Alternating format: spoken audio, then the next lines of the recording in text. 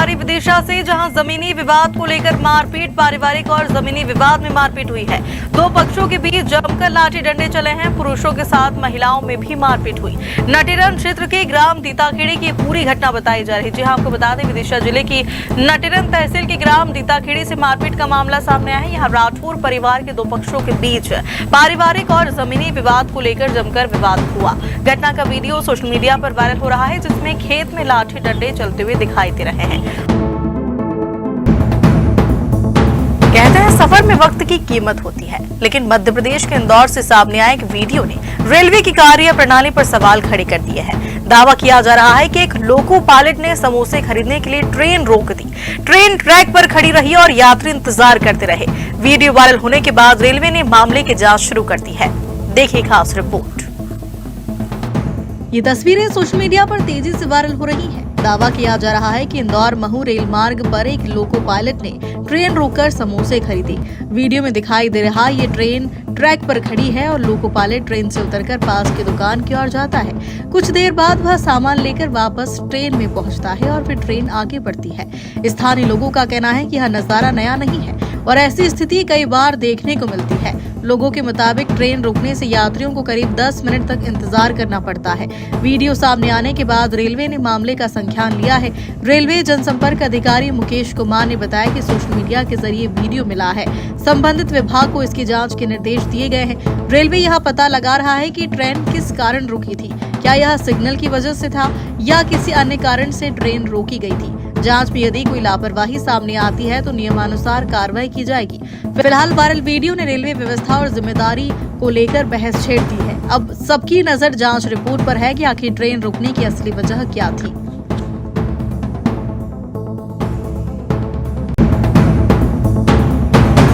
इंदौर में एक बार फिर तेंदुए की दस्तक से दहशत फैल गई है। शहर के बिचौली मर्दाना इलाके में एक तेंदुआ रिहायशी क्षेत्र में पहुंच गया और एक डिलीवरी बॉय पर हमला कर दिया।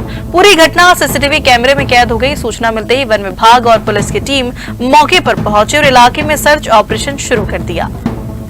इंदौर के बिचौली मर्दाना में उस वक्त अफरा तफरी मच गई जब एक तेंदुआ अचानक रिहायशी इलाके में दिखाई दिया। इसी दौरान डिलीवरी करने पहुंचे एक युवक पर तेंदुए ने हमला कर दिया। हमले की पूरी घटना वहां लगे सीसीटीवी कैमरे में रिकॉर्ड हो गई, जिसका वीडियो अब सामने आया है। हमले के बाद तेंदुआ भागते हुए एक मकान के बाथरूम में घुस गया। कुछ देर बाद वहां से निकलकर श्रीजी वैली की ओर भाग गया। घटना के बाद स्थानीय लोगों ने तुरंत पुलिस और वन विभाग को सूचना दी। वन विभाग की टीम ने आसपास के खेतों, झाड़ियों और संभावित ठिकानों पर सघन सर्च अभियान चलाया, लेकिन तेंदुआ हाथ नहीं लगा।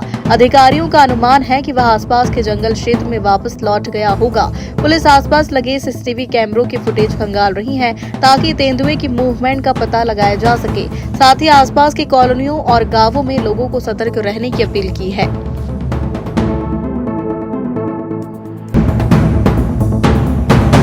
उज्जैन में लगातार हो रही बारिश का असर अब सामान्य जनजीवन पर भी दिखाई देने लगा है। उज्जैन के फ्रीगंज क्षेत्र में बारिश के चलते वर्षों पुराना बरगद का पेड़ जड़ सहित धराशायी हो गया। पेड़ गिरने से विद्युत लाइन क्षतिग्रस्त हुई और क्षेत्र की बिजली सप्लाई प्रभावित हो गई।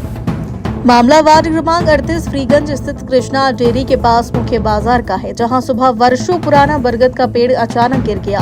पेड़ सीधे मुख्य विद्युत केबल लाइन पर जा गिरा, जिससे क्षेत्र की बिजली व्यवस्था बाधित हो गई। घटना की सूचना मिलते ही पार्षद प्रतिनिधि खुशहाल गुप्ता ने नगर निगम को जानकारी दी। इसके बाद उद्यान विभाग की टीम मौके पर पहुंची और पेड़ की कटाई कर मार्ग को दोबारा शुरू करवाया गया।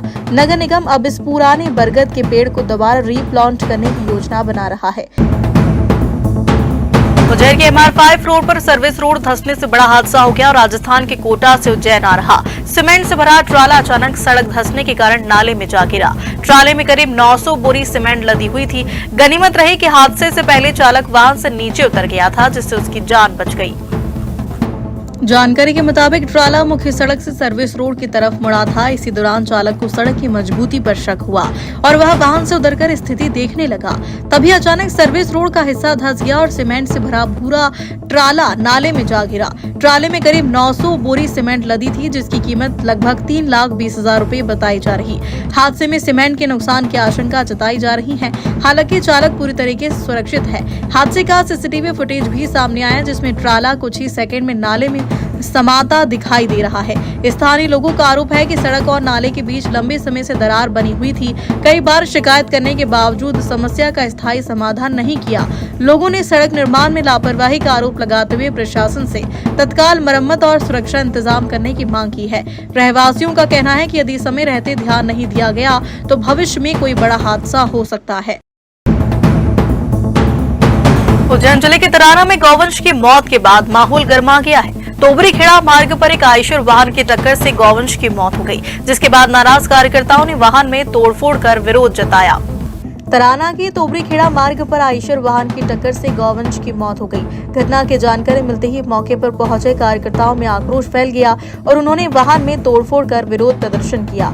सूचना मिलने पर पुलिस और प्रशासनिक अधिकारी मौके पर पहुंचे और स्थिति को नियंत्रित किया। राष्ट्रीय बजरंग दल के कार्यकर्ताओं ने प्रशासन से मांग की है कि सड़कों पर घूम रहे बेसहारा गौवंश को जल्द से जल्द गौशालाओं में भेजा जाए ताकि इस तरह की दुर्घटनाओं को रोका जा सके। खेल और फिटनेस को बढ़ावा देने के उद्देश्य से डाबर ग्लूकोज ने एंजाइज इंडिया कैंपेन की शुरुआत की है। अभियान का पहला सत्र भोपाल के आदि स्पोर्ट्स क्लब में आयोजित किया गया, जहां युवा एथलीट्स को एनर्जी, पोषण और स्टेमिना मैनेजमेंट के बारे में जानकारी दी गई। धार जिले के राजगढ़ में एक सनसनीखेज हत्या का मामला सामने आया है। चरित्र शंका के चलते पति ने अपनी पत्नी की हत्या कर दी और शव को बिस्तर पेटी में छिपाकर उसके ऊपर बिस्तर लगाकर सो गया। पुलिस ने आरोपी पति को हिरासत में लेकर मामले की जांच शुरू कर दी है। मामला राजगढ़ थाना क्षेत्र के शंकरपुरा इलाके का है, जहां पुलिस को सूचना मिली थी कि एक महिला सुबह से लापता है और उसका पति परिवार वालों को संतोषजनक जवाब नहीं दे रहा है। सूचना मिलने के बाद पुलिस शंकरपुरा निवासी कमलेश खराड़ी के घर पहुंची। पुलिस ने आरोपी पति से पूछताछ की और महिला की तलाश शुरू की। संदेह होने पर पुलिस ने घर में रखी बिस्तर पेटी को खोलकर देखा, जहां महिला हीना का शव मिला। पुलिस ने तत्काल आरोपी पति को हिरासत में लिया और शव को पोस्टमार्टम के लिए सिविल अस्पताल सरदारपुर भेजा। पूछताछ में आरोपी ने पुलिस को बताया कि पत्नी के चरित्र को लेकर उसे शक था और इसी बात को लेकर दोनों के बीच अक्सर विवाद होता था। सोमवार रात भी दोनों के बीच विवाद हुआ, जिसके बाद शराब के नशे में उसने पत्नी का गला दबाकर हत्या कर दी और शव को बिस्तर पेटी में छिपा दिया। पुलिस के अनुसार दंपत्ति की 3 बेटियां और एक बेटा है। घटना वाली रात विवाद के चलते बच्चे अपनी बुआ के घर सोने चले गए थे। शाहपुर जिले की नवागत पुलिस अधीक्षक आईपीएस प्रियंका शुक्ला ने मंगलवार को पुलिस अधीक्षक कार्यालय पहुंचकर पदभार संभाल लिया। निवर्तमान एसपी यशपाल सिंह राजपूत ने उन्हें चार्ज सौंपा। पदभार ग्रहण करने के बाद एसपी ने जिले की प्राथमिकताओं को लेकर अपनी रणनीति भी साझा की। खरगोन में कलेक्टर भव्या मित्तल की पहल रंग लाई। शहर के आस्था ग्राम ट्रस्ट को मुंबई की कंपनी की ओर से 7 लाख रुपए का सहयोग मिला है। इस राशि का उपयोग ट्रस्ट में रह रहे दिव्यांग और निराश्रित बच्चों के कौशल विकास, शिक्षा और रोजगार मूलक प्रशिक्षण के लिए किया जाएगा। खरगोन के आस्था ग्राम ट्रस्ट में मुकबधिर, मंदबुद्धि, नेत्रहीन और निराश्रित बच्चे निवास करते हैं। इन बच्चों के पालन पोषण और शिक्षा की व्यवस्था सामाजिक सहयोग से की जा रही है। कलेक्टर भव्या मित्तल ने जिले में पदस्थ होने के बाद ट्रस्ट में शैक्षणिक सुविधाओं, आधुनिक संसाधनों और मूलभूत व्यवस्थाओं के लिए जन सहयोग जुटाने की पहल की थी। इसी पहल के तहत मुंबई की वीआईपी इम्पैक्ट सेंटर कंपनी ने ट्रस्ट की मदद के लिए आगे कदम बढ़ाया। मंगलवार को वीआईपी इम्पैक्ट सेंटर के शिव कुमार ने ट्रस्ट प्रबंधन को 7 लाख रुपए का चेक सौंपा। कंपनी प्रतिनिधि ने बताया कि इस राशि का उपयोग बच्चों के कंप्यूटर प्रशिक्षण, सिलाई सहित अन्य रोजगार मूलक कौशल विकास कार्यक्रम में किया जाएगा। इसके अलावा बच्चों की पढ़ाई के लिए किताबें और स्टेशनरी उपलब्ध कराने की योजना भी बनाई गई है। ट्रस्ट प्रबंधन ने बताया कि इस सहयोग से नए कौशल केंद्र शुरू किए जाएंगे।